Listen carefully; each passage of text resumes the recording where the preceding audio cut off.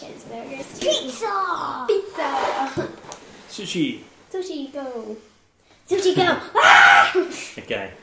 Hey guys, welcome back to another Dungeons How to Play series. A bunch of videos in which we teach you how to play various tabletop games. As you can tell, I'm joined by Doofus and Dingus here to play Sushi Go. My name's Lily, not Dingus or Doofus. Wait, is Fungus asleep? Doesn't matter. Don't worry, that's an inside joke. Sushi Go, it's probably one of my favourite card games. I know I say that about a lot of games, but this is so easy. I can play it with the kids. The box says ages 8+, but you're not 8. Haha! I'm turning 8 Well, you will turn 8 one year. in September. But look, it's a really easy game to play for a lot of people. I'll turn the camera down, I'll teach everyone how to play as usual, and then next video we will play a demo game for you. So stay tuned. Yeah! Okay. Now, Sushi Go is a drafting and set collecting game for 2 to 5 players. It's incredibly easy to learn and suited to people of all ages. It's got enough meat in it for people who prefer a more strategic game, but at the same time it's simple enough that, you know, I can play it with my 5-year-old kids. To start with, you take all the cards and shuffle them. Here's the deck I prepared earlier and can't shuffle properly because it's quite hard to shuffle when leaning forward and doing it for the camera. You then deal a set number of cards to each player, which varies depending on the number of people in the game.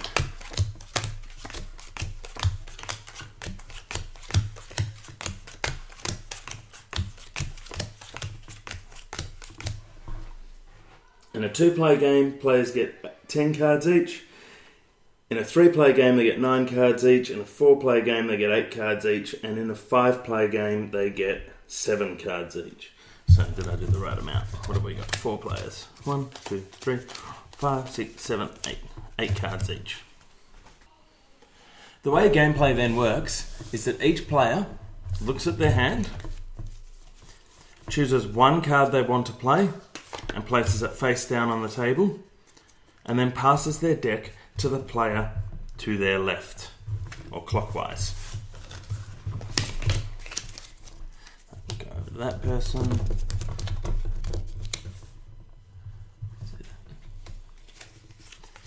That person will put that down. That person puts that down. Everyone then reveals their card.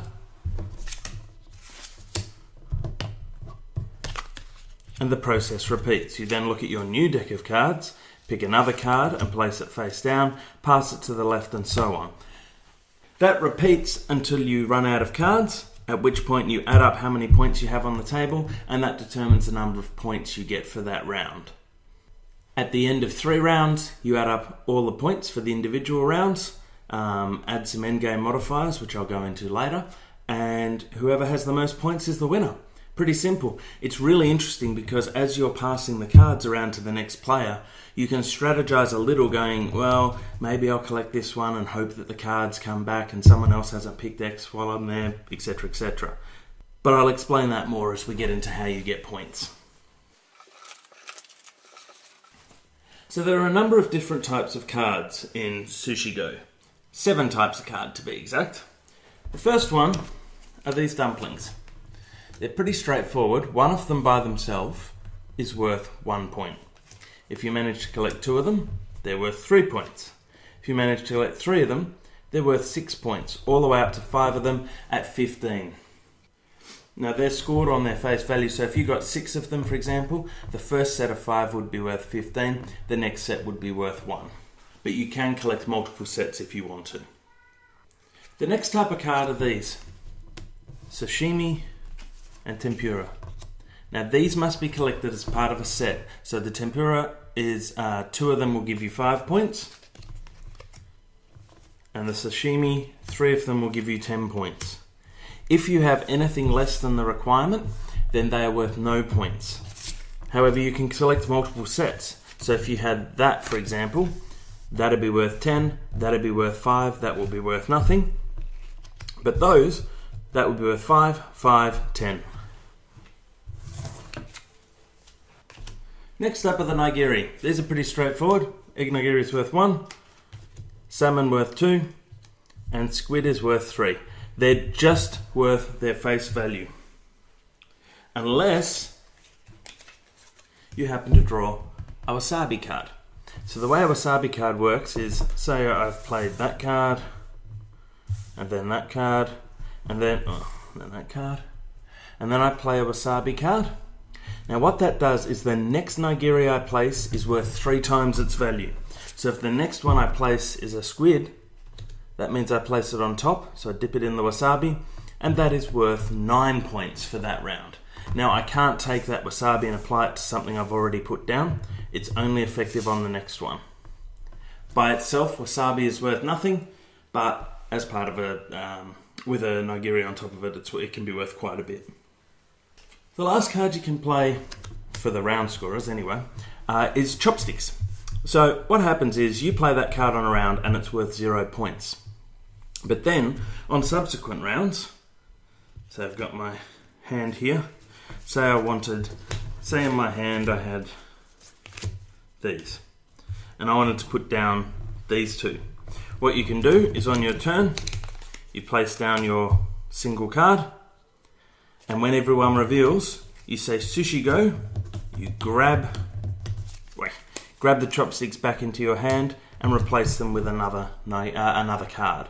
So what they effectively let you do is you can take it back into the hand and place 2 cards on that turn instead of the usual one, which allows for some strategic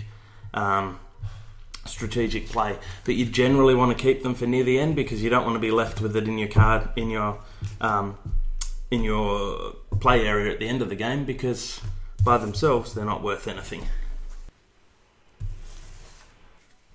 One card I seem to have forgotten is the maki rolls.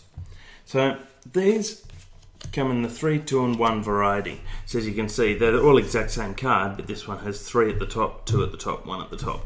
These are collection cards. So as you play, you collect them like so, and then whoever has the most maki rolls at the end of a round gets 6 points. So this person would have 6 versus, say, this person who has 5. Whoever has the second most number of maki rolls gets 3 points. If there's a draw, then they split. So if there's a draw for first place, then each person would get 3. If there's a draw for second place, then they split the points evenly, ignoring any remainder. So say there were 3 points and you split it between 2 people, they would get 1 point each, and then the remaining 1 would just be lost. No one would get that. But if 3 people tied to come second, then they'd all get 1 point each. It's not explicitly stated in the rules, but in our house when we play that when, say, 4 people come second, they just get 1 point each. You're probably meant to round it down so they get no points each, but we figure they deserve to have some because they've wasted time collecting the cards.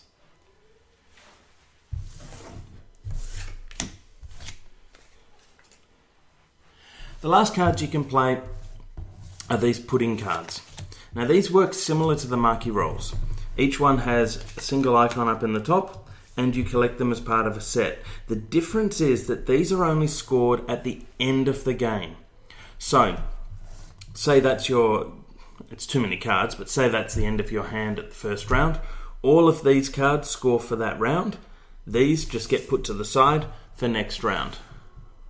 Put them over there, where you can actually see them. At the end of 3 rounds, once you've added up everyone's score, whoever has the most puddings gets 6 points. Whoever has the least puddings, though, gets negative 6 points. So if you're going to collect puddings, you really want to make sure that you're going to come out in front. If you've got no puddings, you're not included in the count. So 0 puddings isn't deemed the lowest number. It's the lowest number of people who have actually collected any cards. And that's it. So to summarise, you deal out cards to all players, depending on the number of people that are playing in a game. Players play 1 card face down, hand the rest of their cards to the player to their left. Then they reveal, repeat that process until they run out of cards, and then you score that round, ignoring any puddings.